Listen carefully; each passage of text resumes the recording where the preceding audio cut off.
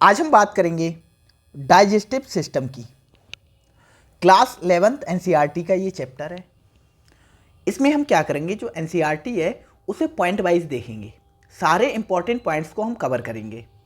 और वीडियो ये कई पार्ट में डिवाइड होगी क्योंकि डाइजेस्टिव सिस्टम बड़ा चैप्टर है और हम अप्रॉक्स 30 मिनट की एक वीडियो आपको प्रोवाइड किया करेंगे और मोस्ट इंपॉर्टेंट पॉइंट एनसीईआरटी के डिस्कस करेंगे। हम लाइन बाय लाइन एनसीईआरटी को कवर करेंगे। कुछ आउट ऑफ एनसीईआरटी पॉइंट भी बताएंगे आपको जो आपके एग्जाम के लिए इंपॉर्टेंट हो। ये जो वीडियो है पर्टिकुलरली बनाई जा रही है नीट, एम्स पैरामेडिकल और हमारा बीएससी नर्सिंग और जितने भी पैरामेडिकल एग्जाम हैं जहाँ से एनसीईआरटी में क्वेश्चंस आते हैं। हर वो एग्जाम जिसमें एनसीईआरटी से क्वेश्चन आते हैं उसके लिए ये इंपॉर्टेंट है। तो स्टार्ट करते हैं। सबसे पहला पॉइंट है हमारा फूड। फूड क्या होता है? फूड क्या है? हमारा भोजन। भोजन क्या होता है या भोजन में क्या होता है? तो हमारा जो फूड होता है, हम जो फूड खाते हैं उसमें कार्बोहाइड्रेट होती है, प्रोटीन होती है, फैट होती है। इसमें क्या होती है? कैलोरीफिक वैल्यू होती है। जो कार्बोहाइड्रेट, प्रोटीन, फैट होती है ये हमारे फूड के कंपोनेंट होते हैं। और इसमें क्या होती है? कैलोरीफिक वैल्यू होती है, मतलब इसमें एनर्जी होती है। इनके ब्रेकडाउन से हमें क्या मिल सकती है? एनर्जी मिल सकती है। जब हम फूड को इनटेक करते हैं तो सबसे पहले जो एनर्जी मिलती है वो कार्बोहाइड्रेट के ब्रेकडाउन से मिलती है। जब कार्बोहाइड्रेट बॉडी में ख़त्म होने लगता है तो फैट ब्रेकडाउन होने लगता है। फैट के ब्रेकडाउन से हमें क्या मिलती है? एनर्जी मिलती है। और सबसे लास्ट में जब फैट भी ख़त्म हो जाता है तो हमें क्या? प्रोटीन के ब्रेकडाउन से एनर्जी मिलती है। तो हमारे फूड में मेजरली कार्बोहाइड्रेट होते हैं, प्रोटीन होते हैं, फैट होते हैं और ये क्या करते हैं? एनर्जी प्रोवाइड करते हैं। हमारे फूड में और क्या होते हैं? हमारे फूड में विटामिन्स होते हैं और मिनरल्स होते हैं। जो विटामिन्स और मिनरल्स होते हैं वो स्मॉल क्वांटिटी में होते हैं। इनकी कोई भी कैलोरीफिक वैल्यू नहीं होती है, मतलब इनमें कोई भी एनर्जी नहीं होती है, इनसे कोई भी एनर्जी नहीं मिलती है। लेकिन ये बहुत इंपॉर्टेंट होते हैं बॉडी की ग्रोथ और डेवलपमेंट के लिए। जैसे विटामिन्स की कमी हो जाएगी तो बहुत सारी डिजीज़ हो सकती हैं। जैसे विटामिन ए की कमी हो जाएगी तो कौन सी डिजीज़ हो सकती है? ब्लाइंडनेस हो सकती है, जीरोप्थेल्मिया हो सकती है। विटामिन सी की कमी हो जाएगी, स्कर्वी हो सकता है। ठीक है, बहुत सारे मिनरल्स होते हैं जो इंपॉर्टेंट है। मिनरल्स की कमी से डिजीज़ हो सकती हैं। जैसे आयरन की कमी हो जाए तो एनीमिया हो सकती है। कैल्शियम की कमी हो जाए तो क्या हो सकता है? हमारी बोन जो होती हैं वो कमज़ोर होने लगती हैं। हमारे फ्लोरीन की कमी हो जाए तो हमारे जो टूथ होते हैं, दांत होते हैं, वो डिके करने लगते हैं। तो इनका भी बहुत इंपॉर्टेंट है हमारी बॉडी की संरचना को बनाए रखने में।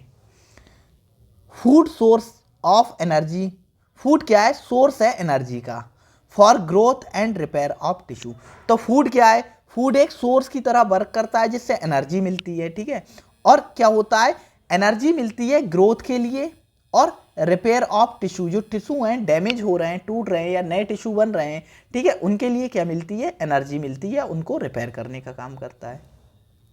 हमारे फूड में क्या होता है? वाटर भी होता है थोड़ा बहुत। जो वाटर होता है वो बहुत इंपॉर्टेंट रोल प्ले करता है मेटाबॉलिज्म में। जो बॉडी के अंदर मेटाबॉलिक रिएक्शंस हो रही हैं, जैसे बहुत सारी चीज़ें ब्रेक डाउन हो रहा है, बहुत सारी चीज़ों का फॉर्मेशन हो रहा है, तो वो सारी क्या है? मेटाबॉलिक रिएक्शंस हैं। उन मेटाबॉलिक रिएक्शंस को कराने में वाटर बहुत इंपॉर्टेंट रोल प्ले करता है और इसीलिए इसे कहते हैं यूनिवर्सल सॉल्वेंट।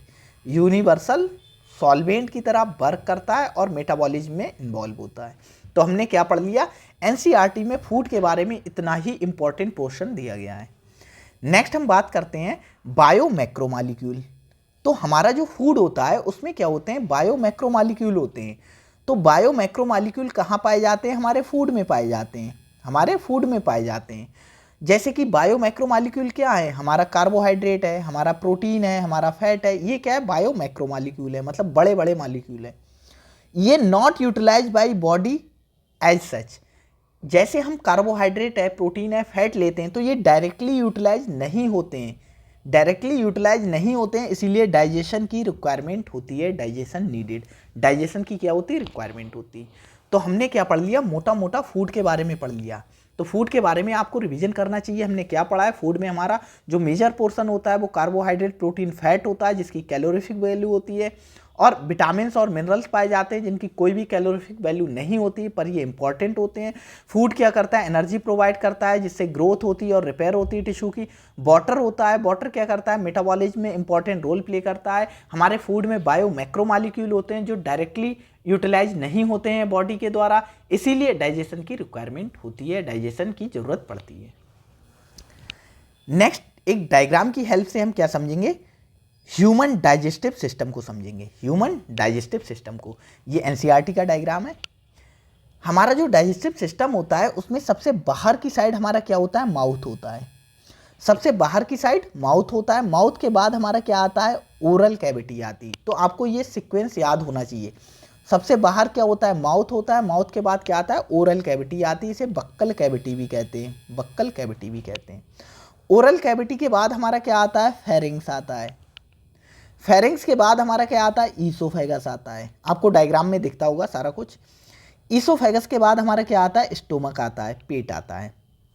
स्टोमक देखो आगे कंटिन्यूअस हो जाता है किसमें, स्मॉल इंटेस्टाइन। और स्मॉल इंटेस्टाइन में क्या होते हैं, 3 पार्ट होते हैं। एक हमारा डिडनम होता है, एक हमारा जिजनम होता है और एक हमारा इलियम होता है।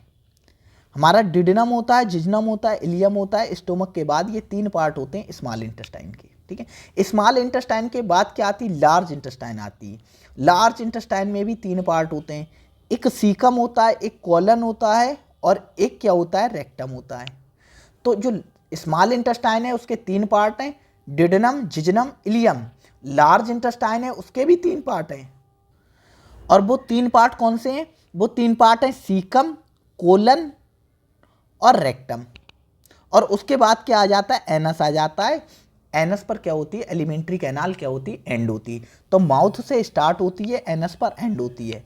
जो हमारा कोलन होता है उसके भी कई पार्ट होते हैं, मतलब 4 पार्ट होते हैं। जैसे असेंडिंग कोलन, ऊपर जा रहा है कोलन। ट्रांसवर्स कोलन मतलब ऐसे ऐसे रह रहा है, ट्रांसवर्स रह रहा है। डिसेंडिंग कोलन मतलब नीचे आ रहा है। फिर सिग्मॉइड कोलन, ये कुछ एस शेप होता है, एस शेप होता है सिग्मॉइड कोलन। अब कुछ हमारी क्या होती है, ये तो हमने पढ़ ली कि हमारी जो एलिमेंट्री कैनाल है वो हमने पढ़ ली। उसके बाद हम पढ़ते हैं कुछ एसोसिएटेड ग्लैंड होती हैं इससे। तो एसोसिएटेड ग्लैंड में हम पढ़ते हैं, एक होती है हमारी सैलाइवरी ग्लैंड, जिसमें पहली सैलाइवरी ग्लैंड आती है पैरोटिड ग्लैंड। उसके बाद सब मैक्सिलरी ग्लैंड आती है और सब लिंगुअल ग्लैंड। तो ये हमारी 3 क्या है, सैलाइवरी ग्लैंड है जो सैलाइवा लार को प्रोड्यूस करती हैं।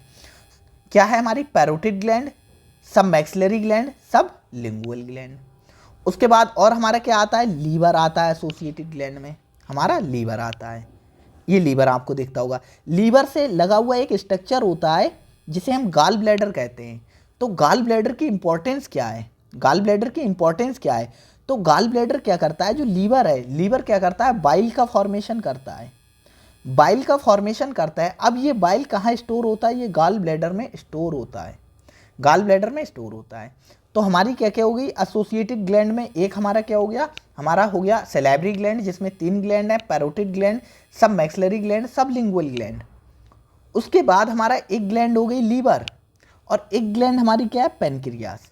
तो पेनक्रियास के बारे में कुछ चीज़ें आपको पता हो। पेनक्रियास क्या है, एक मिक्स्ड ग्लैंड होती है, मिक्स्ड ग्लैंड होती है। मिक्स्ड ग्लैंड का मतलब क्या है, इसमें एक पार्ट होता है एक्सोक्राइन, एक एक्सोक्राइन पार्ट होता है इसका, एक होता है एंडोक्राइन, एंडोक्राइन। तो एक्सोक्राइन पार्ट होता है वो क्या करता है, वो सिक्रीट करता है एंजाइम को, एंजाइम को सिक्रीट करते हैं जो डाइजेशन में हेल्प करते हैं। आगे हम बात करेंगे कौन कौन से एंजाइम को सिक्रीट करता है, ये डाइजेशन में हेल्प करते हैं। जो एंडोक्राइन पार्ट होता है वो सिक्रीट करता है हार्मोन को। कौन से हार्मोन को सिक्रीट करता है, हमारा इंसुलिन एंड ग्लूकेगॉन। और इंसुलिन और ग्लूकेगॉन का काम होता है, दोनों मिलकर क्या काम करते हैं, जो ब्लड ग्लूकोज होता है, ब्लड ग्लूकोज होता है उसे रेगुलेट करने का काम करते हैं, उसे रेगुलेट करने का काम करते हैं इंसुलिन और ग्लूकेगॉन। आगे बात करेंगे जब नेक्स्ट चैप्टर में हम पढ़ेंगे पेनक्रियास के बारे में, और हम एंडोक्राइन चैप्टर की, एंडोक्राइन जो हमारा चैप्टर है एंडोक्राइन ग्लैंड, वहाँ पढ़ेंगे डीप में हार्मोन के बारे में, तब इंसुलिन और ग्लूकेगॉन की बात करेंगे। तो हमें यहाँ पर एक्सोक्राइन पार्ट पर ध्यान देना है, जो एंजाइम को सिक्रीट करता है और डाइजेशन में हेल्प करता है। एक हमारा स्ट्रक्चर यहाँ पर आपको दिखता होगा, सीकम के पास में एक स्ट्रक्चर है वर्मीफॉर्म अपेंडिक्स। बस इसका नाम याद रखना, आगे बात करेंगे इसके बारे में। तो अभी हमने समझ लिया कि एक हमारा जो डाइजेस्टिव सिस्टम होता है वो कैसा होता है और उसमें क्या क्या पार्ट होते हैं। ये सारी चीज़ें हमने देख ली हैं, आपको क्लियर हो चुका होगा। नेक्स्ट हम बात करते हैं डाइजेशन की। डाइजेशन की बात करते हैं। डाइजेशन क्या है हमारा? पाचन। पाचन की बात करते हैं। तो पाचन में क्या होता है, डाइजेशन में क्या होता है? जो मैक्रो मॉलिक्यूल्स होते हैं जैसे कार्बोहाइड्रेट है, प्रोटीन है, फैट है, broken down and converted into simple substance. जो हमारे मैक्रो मॉलिक्यूल होते हैं जैसे कि कार्बोहाइड्रेट, प्रोटीन, फैट, ये टूटते हैं और कन्वर्ट होते हैं, चेंज होते हैं सिंपल मॉलिक्यूल। जैसे जो कार्बोहाइड्रेट होता है, कार्बोहाइड्रेट होता है उसका सिंपल मॉलिक्यूल क्या होता है? ग्लूकोज। जैसे प्रोटीन होता है, प्रोटीन की सिंपलेस्ट फॉर्म क्या होती है? Amino acids. जैसे फैट होता है, ठीक है, फैट की जो सिंपल यूनिट होती है वो क्या होती है? फैट की सिंपल यूनिट होती है जैसे फैटी एसिड्स हैं, फैटी एसिड्स हैं एंड ग्लिसरॉल। ये ब्रेकडाउन होते हैं, ये मैक्रो मॉलिक्यूल हैं, ये सिंपल मॉलिक्यूल हैं, ठीक है। ये सिंपल मॉलिक्यूल क्या होते हैं? एब्जॉर्ब होते हैं, इनका एब्जॉर्प्शन होता है, इनका एब्जॉर्प्शन नहीं होता है। इसीलिए क्या होता है? डाइजेशन की रिक्वायरमेंट होती है कि इन कंपाउंड को इनमें कन्वर्ट किया जाए और एब्जॉर्ब किया जाए। तो conversion of complex food substance to simple absorbable form, मतलब इनका एब्जॉर्प्शन होता है। हम ऐसे भी डाइजेशन को बता सकते हैं जिसमें जो कॉम्प्लेक्स फूड मॉलिक्यूल है हमारे ये वाले, ये कन्वर्ट होते हैं सिंपल एब्जॉर्बेबल फॉर्म में, मतलब एब्जॉर्ब हो सके, अवशोषित हो सके। ये जो डाइजेशन की प्रोसेस है ये कैरीड आउट होती है किसके द्वारा? Our digestive system by mechanical and biochemical method. तो जो हमारी डाइजेशन की प्रोसेस है, ठीक है, वो हमारे डाइजेस्टिव सिस्टम में होती है। और क्या होता है? मैकेनिकल और बायोकेमिकल मेथड्स के द्वारा होती है। मैकेनिकल क्या होते हैं? जैसे हमारे दांतों से हम क्या करते हैं? फूड को कुतरते हैं, काटते हैं, ठीक है, महीन करते हैं उसे। हमारे जो स्टोमक होते हैं उसमें चर्निंग मूवमेंट होती है, चर्निंग मूवमेंट होती है। तो ये सारी क्या है? मैकेनिकल मेथड्स हैं जिससे क्या होता है? डाइजेशन में हेल्प होती है। बायोकेमिकल मेथड क्या है कि जो हमारा क्या है, जैसे कार्बोहाइड्रेट है, कार्बोहाइड्रेट को ग्लूकोज में कन्वर्ट करना है तो इस पर कोई एंजाइम वर्क करेगा, इस पर कोई एंजाइम वर्क करेगा। प्रोटीन है, प्रोटीन को अमाइनो एसिड में ब्रेक करना है तो कोई एंजाइम वर्क करेगा, ठीक है। जैसे कार्बोहाइड्रेट को ग्लूकोज में कन्वर्ट करना होता है तो अमाइलेज एंजाइम वर्क करता है, प्रोटीन को अमाइनो एसिड में करना होता है तो प्रोटीएज एंजाइम वर्क करता है। तो ये सारे क्या है? बायोकेमिकल मेथड्स में आते हैं, मतलब बायोकेमिकल रिएक्शंस हो रही हैं। नेक्स्ट, डाइजेशन को अगर एक लाइन में हम डिफाइन करें तो डाइजेशन क्या है? हाइड्रोलिसिस है फूड की, फूड की हाइड्रोलिसिस है digestion. Digestion in human and from platyhelminthes to all phylum chordates is extracellular। ये चीज़ याद रखना, मतलब हमारी जो सेल्स हैं, सेल्स के अंदर डाइजेशन नहीं होता है। हमारी जो सेल्स हैं, सेल्स के अंदर डाइजेशन नहीं होता है, सेल्स के बाहर डाइजेशन होता है। इसीलिए जो प्लेटीहेल्मिन्थेस से लेकर कॉर्डेट्स तक एक्स्ट्रा सेलुलर डाइजेशन होता है। प्लेटीहेल्मिन्थेस से पहले जैसे सीलेंट्रेटा है, पोरीफेरा है, इसमें इंट्रा सेलुलर डाइजेशन देखने को मिल सकता है।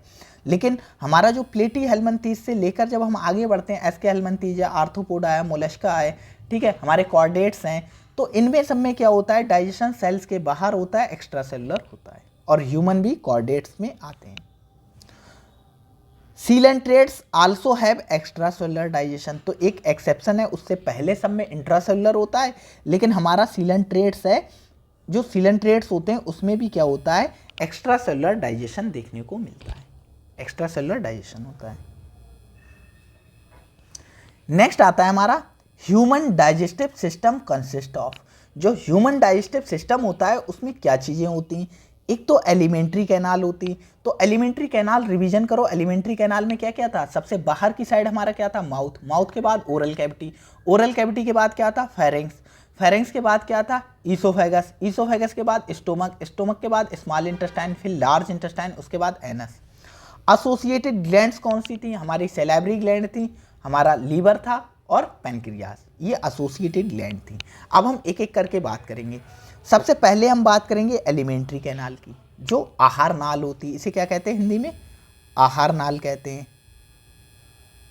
आहार नाल की बात करेंगे तो एलिमेंट्री कैनाल कहाँ से स्टार्ट, कहाँ से हो रही? यहीं से तो स्टार्ट हो रही थी माउथ से, और एंड कहाँ हो रही थी? एनस पे। तो हमारा जो माउथ होता है वो आगे की साइड होता है, एंटीरियर होता है, जो एनस होता है वो पीछे की साइड होता है, तो पोस्टीरियर होता है। तो alimentary canal begins with the anterior opening the mouth. तो जो एलिमेंट्री कैनाल होती है वो स्टार्ट होती है, एक एंटीरियर ओपनिंग होती है, एंटीरियर ओपनिंग होती है जिसे हम माउथ कहते हैं, और इट ओपन्स आउट पोस्टीरियरली, और पीछे की साइड ओपन होती है, एंड होती है एनस में, जो कि पोस्टीरियरली होता है, पीछे की साइड होता है। On the basis of embryonic origin vertebrates alimentary canal divided into 3 parts. तो ये जो बता रहे हैं ये आउट ऑफ एनसीईआरटी है, ठीक है, आउट ऑफ एनसीईआरटी, लेकिन आपके एग्जाम में आ सकता है यहाँ से क्वेश्चन, लेकिन फिर भी हम एक एक्स्ट्रा एज के लिए पढ़ ले रहे हैं, कोई दिक्कत नहीं है, क्योंकि यहाँ से आप कोई भी टेस्ट सीरीज लगाओगे तो फ्रिक्वेंटली आपको क्वेश्चंस देखने को मिल जाएंगे। तो जो एलिमेंट्री कैनाल होती है, ठीक है, वो 3 पार्ट्स में डिवाइड होती है, और उसका डेवलपमेंट कैसे होता है? सबसे पहला पार्ट होता है फॉरगट, उसके बाद मिडगट, उसके बाद हैंडगट। जो फॉरगट होता है उसे क्या कहते हैं? उसे कहते हैं स्टोमोडियम। मिडगट को क्या कहते हैं? मीजोडियम। और हैंडगट को क्या कहते हैं? प्रोक्टोडियम। तो जो फॉरगट होती है हमारी, उसकी एक्टोडर्मल ऑरिजिन होती है। देखो हमारी जो बॉडी होती है वो क्या होती है? 3 जर्म लेयर से ऑरिजिनेट होती है, ठीक है, 3 लेयर से ऑरिजिनेट होती है, जिन्हें हम क्या कहते हैं? जर्म लेयर कहते हैं, जर्म लेयर कहते हैं। एक क्या होती है? Ectoderm, ectoderm. एक होती है मीसोडर्म, और एक होती है एंडोडर्म। इन्हीं 3 लेयर से हमारी पूरी बॉडी डेवलप होती है, इन्हें हम कहते हैं जर्म लेयर। तो जो एक्टोडर्म से ऑरिजिन होगी उसे एक्टोडर्मल बोल देंगे, जो मीजोडर्म से होगी मीजोडर्मल, जो एंडोडर्म से होगी उसे एंडोडर्मल।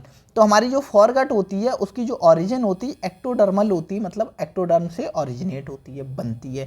और जो फॉरगट होती है उसमें हमारे क्या क्या चीज़ें आती हैं? उसमें हमारी बक्कल कैविटी आती है, जिसे हम ओरल कैविटी भी कहते हैं, हमारा फेरिंग्स आता है, ईसोफेगस आता है, stomach, and small part of duodenum. Duodenum का ऊपर का स्मॉल पार्ट आता है। मिडगट होती है, उसमें क्या आता है? एंडोडर्मल ऑरिजिन होती है उसकी जो ऑरिजिन होती है एंडोडर्मल होती है, एंडोडर्म से होती है। ये क्या इंक्लूड करता है? इसमें क्या आता है? इसमें स्मॉल और लार्ज इंटेस्टाइन आती है। जो हैंडगट होता है हमारा, उसकी भी एक्टोडर्मल ऑरिजिन होती है, और ये इंक्लूड करता है एनाल कैनाल और एनस। Anal canal, anus.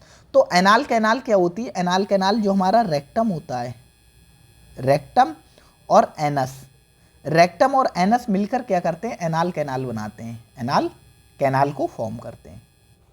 तो ये हमने पढ़ लिया क्या, मतलब 3 पार्ट होते हैं हमारे इंटेस्टाइन के, और कहाँ कहाँ से डेवलप होते हैं और किस में क्या पार्ट आता है। Duodenum is part of small intestine. जो ड्यूडेनम होता है वो स्मॉल इंटेस्टाइन का पार्ट होता है, and has ectodermal and endodermal origin.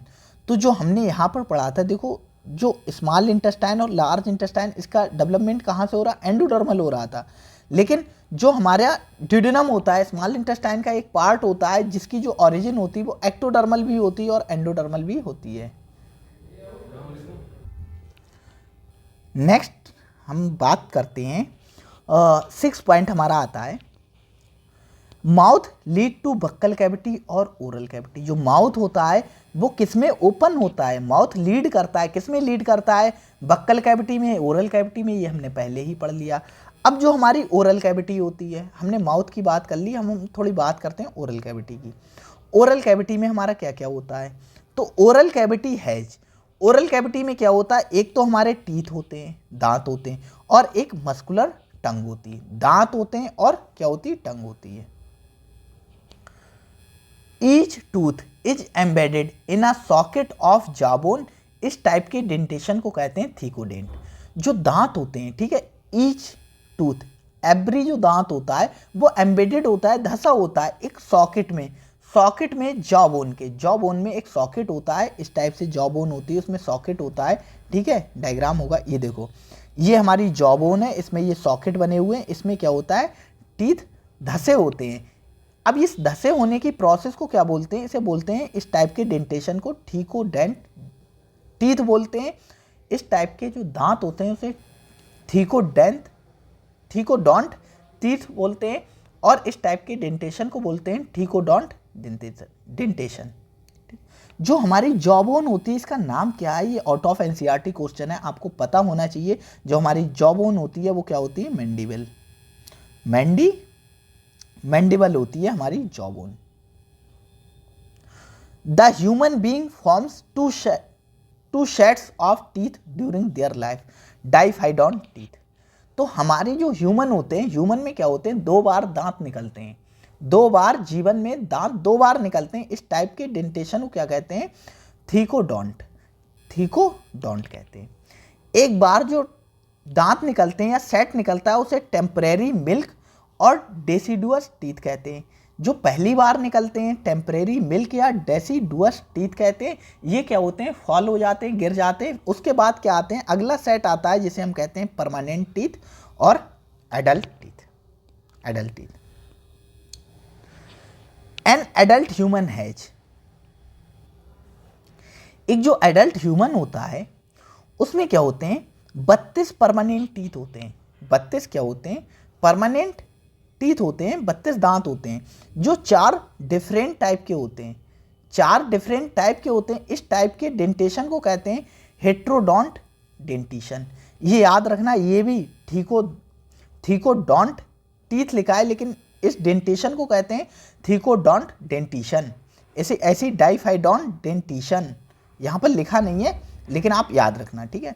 Heterodont dentition कहते हैं। तो 4 डिफरेंट टाइप के हैं, इसीलिए बोल रहे हैं हेट्रो, अलग अलग टाइप के।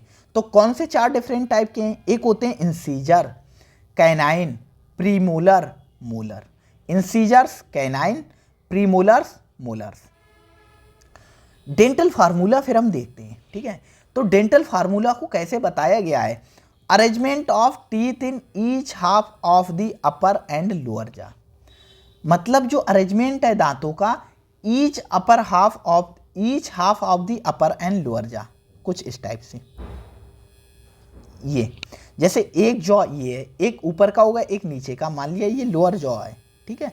लोअर जॉ ऐसे ही ऊपर होगा, तो इस टाइप से करते हैं। देखो हाफ में ये each half of upper and lower जा। तो ईच हाफ में जो होते हैं, जैसे ये है इंसीजर, 1 2 इंसीजर हैं, एक कैनाइन है, ठीक है, 2 क्या है हमारे प्रीमोलर है, और क्या है मोलर, क्या है हमारे 3 है। तो ये अरेंजमेंट है जो ईच हाफ में अपर एंड लोअर जॉ के ICPM की फॉर्म में, ICPM की फॉर्म में, इसे हम क्या कहते हैं, इसे हम कहते हैं जो हमारा होता है डेंटल फार्मूला ICPM। तो ये ह्यूमन में होता है 21-23/21-23। जैसे क्या है 21-23/21-23, मतलब 2 इंसीजर हैं, ये ईच हाफ का है, मतलब ये हाफ वाला है, ये हाफ का है ऊपर, और ये अपर जॉ का मान लो, ये लोअर का मान लो, लोअर हाफ का, ठीक है, लोअर हाफ का मान लो। तो अपर में 2 इंसीजर, 1 कैनाइन, 2 प्रीमोलर, 3 मोलर हो गए। और ऐसे ही लोअर में, लोअर हाफ में क्या हो गए, ऐसे ही हो गए। तो जोड़ो दोनों को, 2 1 3 2 5 और 3 8 हो गए, नीचे भी 8 हो गए। तो 8 ऊपर हो गए हाफ में, 8 नीचे हो गए। अब हाफ को फुल कर दो दोनों साइड में, तो इसमें 8 और जोड़ दो और 8 और जोड़ दो, तो कितने हो गए, 16/16 हो गए।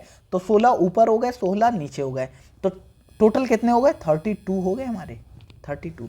लेकिन ये चिल्ड्रन में होता है, तो वो होता है 212/212, 212/212 होता है। तो कौन से टीथ नहीं होते हैं चिल्ड्रंस में, तो हमारे जो लास्ट वाले हैं ICPM, मोलर नहीं होते हैं। ये अरेंजमेंट है, एनसीईआरटी का डायग्राम है, आप देख लेना ठीक से। नेक्स्ट हम बात करते हैं टंग की। टंग को क्या कहते हैं, जीभ कहते हैं, ठीक है। जीभ। तो जीभ हमारी क्या होती है, फ्रीली मूवेबल मस्कुलर ऑर्गन होती है, मतलब ये मूव कर सकती है फ्रीली और मसल्स की बनी होती है। मस्कुलर ऑर्गन होता है, मसल्स मांसपेशी की बनी होती हैं। अटैच होती है floor of the oral cavity by frenulum. तो ये किससे अटैच होती है, फर्श, मतलब इसका जो फर्श होता है या ओरल कैविटी का जो फर्श होता है, ओरल कैविटी का जो फर्श होता है, हमारी जो ओरल कैविटी है उसका जो फर्श होता है, उससे ये अटैच होती है एक स्ट्रक्चर के थ्रू जिसे हम फ्रेनुलम कहते हैं। फ्रेनुलम कहते हैं, आप इजीली देख सकते हो, मिरर में आप देख सकते हो फ्रेनुलम को। अपनी टंग को ऊपर करना और देखना नीचे आपको एक स्ट्रक्चर दिखता होगा जिससे जुड़ी है जो टंग होती है ओरल कैविटी से, उसे हम फ्रेनुलम कहते हैं। अपर सरफेस ऑफ या upper surface has small projections called papillae, some of which bears taste bud. तो जो अपर सरफेस होती है टंग की, उस पर क्या होते हैं, कुछ स्मॉल प्रोजेक्शंस होते हैं। उन प्रोजेक्शंस को क्या कहते हैं, हम पेपली कहते हैं। और उनमें से कुछ पेपली में क्या होती हैं, टेस्ट बड पाई जाती हैं, टेस्ट बड पाई जाती हैं।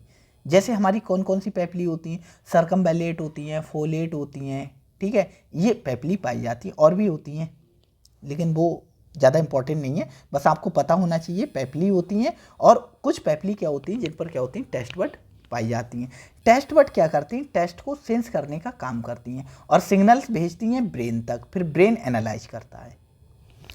इन dog tongue help in regulation of temperature. तो जो डॉग होते हैं उनमें क्या होता है, जो टंग होती है वो उनकी बॉडी के टेम्परेचर को रेगुलेट करने में भी काम करती है, इंपॉर्टेंट रोल प्ले करती है। इस फिनोमेना को क्या कहते हैं, पेंटिंग कहते हैं। इस फिनोमेना को पेंटिंग कहते हैं। नेक्स्ट आता है फेरिंग्स हमारा। तो फेरिंग्स क्या है, oral cavity Leeds into the short pharynx.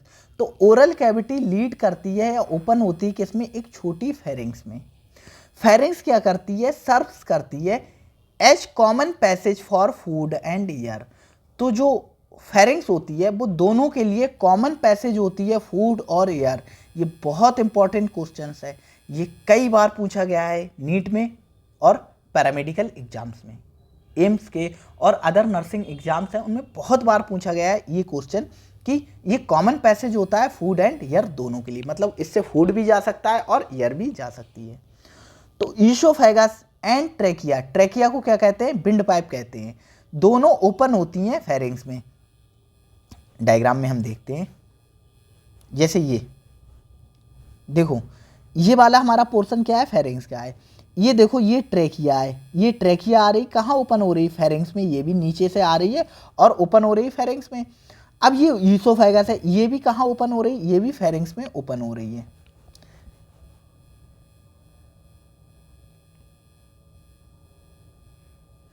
तो हमारी क्या होती है, जो ईसोफेगस और ट्रेकिया जिसे हम विंड पाइप कहते हैं, दोनों ओपन होती हैं फेरिंग्स में। अ कार्टिलेजिनस फ्लैप, ये भी बहुत इंपॉर्टेंट पॉइंट है, ठीक है। आपको इंपॉर्टेंट पॉइंट बता दें थोड़े और, कहाँ कहाँ से। ये पॉइंट बहुत इंपॉर्टेंट है, डेंटल फार्मूला का पॉइंट बहुत इंपॉर्टेंट है आपके लिए। ये पॉइंट बहुत इंपॉर्टेंट है, थीकोडोंट, ये पॉइंट बहुत इंपॉर्टेंट है। ये कोई इतना इंपॉर्टेंट नहीं है, ये भी नहीं है इतना इंपॉर्टेंट। प्लेटियलमंथेज, ये भी नहीं है, यहाँ से तो ज़्यादा इंपॉर्टेंट नहीं है ये पॉइंट। और एक हम टंग में कुछ हमने पढ़ा था, वहाँ इंपॉर्टेंट है कुछ चीज़ें, ये टंग में हमने पढ़ा है कुछ, जैसे ये फ्रेनुलम बहुत इंपॉर्टेंट है, ये पेपली बहुत इंपॉर्टेंट है। ये दो क्वेश्चंस बहुत इंपॉर्टेंट है। तो एक कार्टिलेजिनस फ्लैप होता है, ये भी क्वेश्चन पूछ लेते हैं, कार्टिलेजिनस होता है या मस्कुलर होता है जो फ्लैप होता है, जिसे हम एपिग्लॉटिस कहते हैं, ठीक है। ये प्रिवेंट करती है entry of food into the glottis, opening of wind pipe during the swallowing. आप अभी इस वीडियो को पॉज करोगे और एक एनिमेशन देखोगे यूट्यूब पर आप एनिमेशन देखोगे, डालोगे सॉलोइंग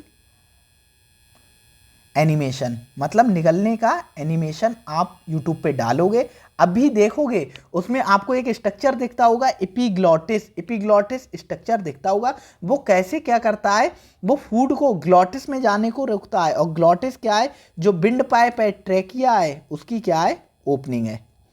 ट्रैकिया की ओपनिंग है, जब हम खाना खाते हैं तो ये एपिग्लॉटिस नामक संरचना होती है, वो विंड पाइप को कैसे कवर कर लेती है, जिससे जो फूड होता है वो डायरेक्टली ईसोफेगस में जाता है, ना कि ट्रैकिया में जाता है। ये एनिमेशन आप देखोगे सॉलोइंग का। अभी डिग्लूटेशन डाल देना, डिग्लूटेशन, डिग्लूटेशन या सॉलोइंग एनिमेशन। पहले आप एनिमेशन देखना, उसके बाद ये लाइन पढ़ना, ठीक है। नेक्स्ट हमारा आता है ईसोफेगस। तो ईसोफेगस क्या है, एक थिन लॉन्ग ट्यूब है। हमारी फेरिंग्स क्या है, एक शॉर्ट स्ट्रक्चर होता है, और जो ईसोफेगस होता है एक थिन और लॉन्ग ट्यूब होती है। ये एक्सटेंड करती है पोस्टीरियरली, मतलब पीछे की साइड होती है। ट्रैकिया क्या होती है, एंटीरियरली होती है, और ये क्या होती है, पोस्टीरियरली होती है, पीछे होती है। It opens in pharynx through gullet and posteriorly into stomach through cardiac orifice. तो ये फेरिंग्स में ओपन होती है एक गलट के थ्रू, ठीक है, गलट के थ्रू, और पोस्टीरियरली ये स्टोमक में ओपन होती है। किसके थ्रू, कार्डियक ओरिफिस के थ्रू। कार्डियक ओरिफिस, या इसे हम और कुछ बोल सकते हैं, लेकिन छोड़ो, कार्डियक ओरिफिस एनसीईआरटी में दी है। कार्डियक ओरिफिस बोलते हैं, मतलब कार्डियक ओपनिंग। तो कार्डियक ओपनिंग इसीलिए बोलते हैं क्योंकि यहाँ पर जो हार्ट होता है वो पास में होता है, इसके पास में हार्ट होता है, इसीलिए कार्डियक ओरिफिस बोल देते हैं। Serosa is absent in oesophagus. जो ईसोफेगस होती है हमारी 4 लेयर से बनी होती है। हमारी जो कोई भी बॉडी का पार्ट्स होता है वो 4 लेयर से बना होता है। एक होता है सीरोसा, मस्कुलरिस, सबम्यूकोसा, म्यूकोसा। आगे हम बात करेंगे इसकी। Serosa, muscularis, submucosa, mucosa. तो जो ईसोफेगस होती है उसमें सीरोसा एब्सेंट होती है, सीरोसा एब्सेंट होती है। और सीरोसा की जगह पे क्या होती है, एक जैसे हमारा एक डायग्राम आपको दिखा ही दें, अगर शायद हो,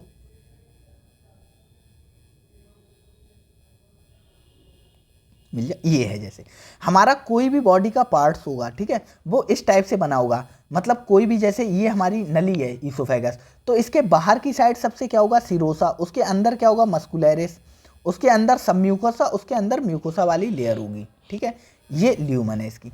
तो जो सीरोसा होती है वो ईसोफेगस में एब्सेंट होती है, इसकी जगह पे एक और लेयर पाई जाती है, जिसे हम क्या कहते हैं, ट्यूनिका एडवेंटिशिया कहते हैं। उसे हम क्या कहते हैं, ट्यूनिका एडवेंटिशिया। तो सीरोसा एब्सेंट होती है, ईसोफेगस में एक आउटर मोस्ट लेयर पाई जाती है, कनेक्टिव टिश्यू की आउटर मोस्ट लेयर पाई जाती है, जिसे हम कहते हैं ट्यूनिका एडवेंटिशिया, ट्यूनिका एडवेंटिशिया कहते हैं। Oesophagus lakhs digestive gland. Oesophagus होती है उसमें कोई भी डाइजेस्टिव ग्लैंड नहीं पाई जाती हैं, but has some mucosa.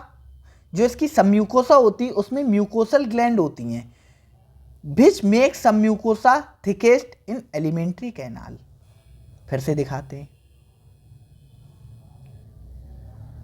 Diagram हमारा कहाँ गया, ये रहा डायग्राम। तो जो ईसोफेगस होती है, ठीक है, उसकी जो सब म्यूकोसा होती है, यहाँ पर म्यूकोसल ग्लैंड होती हैं। म्यूकोसल ग्लैंड होने की वजह से इसकी जो सब म्यूकोसा होती है वो थिक हो जाती है, वो थिक हो जाती है बॉडी के अदर पार्ट की कंपेयर में। अदर पार्ट जो होते हैं वहाँ सब म्यूकोसा इतनी थिक नहीं होती है जितनी थिक क्या होती है, यहाँ हो जाती है। और जो ईसोफेगस होती है वो पासिंग थ्रू नेक, थोरैक्स और डायाफ्राम। तो ये पास करती है, कहाँ आती है, नेक में जाती है, नेक के थ्रू कहाँ आती है, मतलब थोरैक्स में आती, और थोरैक्स के बाद ये कहाँ जाती, डायाफ्राम। डायाफ्राम क्या है, एक मसल है, आगे हम बात करेंगे इसके बारे में। और उसके बाद ओपन होती है, लीड करती है का एक जे से बैग लाइक स्ट्रक्चर, जिसे हम क्या कहते हैं, स्टोमक कहते हैं। ये कहाँ ओपन होती है, एक जे से बैग लाइक स्ट्रक्चर में, जिसे हम कहते हैं स्टोमक। एक मस्कुलर स्फिंक्टर होता है जिसे हम कहते हैं gastro oesophageal sphincter, gastro oesophageal sphincter, या इसे और कहते हैं कार्डियक स्फिंक्टर, क्योंकि ये हार्ट के पास है इसीलिए कार्डियक स्फिंक्टर भी कह देते हैं। और किसके बीच में, गैस्ट्रो मतलब पेट, स्टोमक, और ईसोफेजियल मतलब ईसोफेगस के बीच में है, इसलिए इसका नाम पड़ा गैस्ट्रो ईसोफेजियल स्फिंक्टर। ये रेगुलेट करता है the opening of oesophagus into stomach. जो ईसोफेगस होता है उसकी जो ओपनिंग होती है स्टोमक में उसे रेगुलेट करता है। जैसे ये हमारी ईसोफेगस है, स्टोमक ये हमारा, इसमें ओपन हो रही, तो यहाँ पर क्या होगा, एक स्फिंक्टर होगा, एक स्फिंक्टर होगा। वो स्फिंक्टर क्या करता है, जो फूड होता है यहाँ स्टोमक से दोबारा ईसोफेगस में जाने से प्रिवेंट करता है, इस टाइप से प्रिवेंट करता है। तो इस स्फिंक्टर को कहते हैं गैस्ट्रो इसोफेजियल स्फिंक्टर या कार्डियक स्फिंक्टर। तो हम आज की वीडियो यहीं रोकते हैं। नेक्स्ट हम बात करेंगे नेक्स्ट वीडियो में स्टोमक से आगे हम बात करेंगे stomach, small intestine, large intestine. उसके बाद नेक्स्ट हम ऐसे ही आगे बढ़ते जाएंगे। तो अगर आपने ये वीडियो देखी है पूरी, तो अब आप अपनी एनसीईआरटी एक बार ओपन करके देखना। नीट वालों को एनसीईआरटी पढ़ने की ज़रूरत है इसके बाद भी, ठीक है, लेकिन मैंने most of the important point हैं जो एनसीईआरटी के वो यहाँ कवर करा दिए हैं, ठीक है। नीट के अलावा बाकी जितने भी एग्जाम की प्रिपरेशन करने वाले लोग हैं जहाँ से एनसीईआरटी से क्वेश्चंस आते हैं, जैसे कि कोई भी पैरामेडिकल एग्जाम है, नर्सिंग के एग्जाम है या अदर कोई कॉम्पिटिटिव एग्जाम है जहाँ से एनसीईआरटी से क्वेश्चंस आता है, ठीक है, तो आप लोगों को एक्स्ट्रा एनसीईआरटी पढ़ने की कोई ज़रूरत नहीं है। आपके लिए इतना ही सफिशिएंट है, इसके बाहर आपके एग्जाम में कोई क्वेश्चंस नहीं जाएगा। तो आज की वीडियो में इतना ही था। वीडियो अच्छी लगी हो तो वीडियो को लाइक कीजिएगा, चैनल को सब्सक्राइब कीजिएगा इसी तरीके की वीडियोस को पाने के लिए। और हम कोशिश करेंगे कि मैक्सिमम जितना पोर्शन एनसीईआरटी का कवर करवा सकते हैं वो आपको करवाएं। Thank you.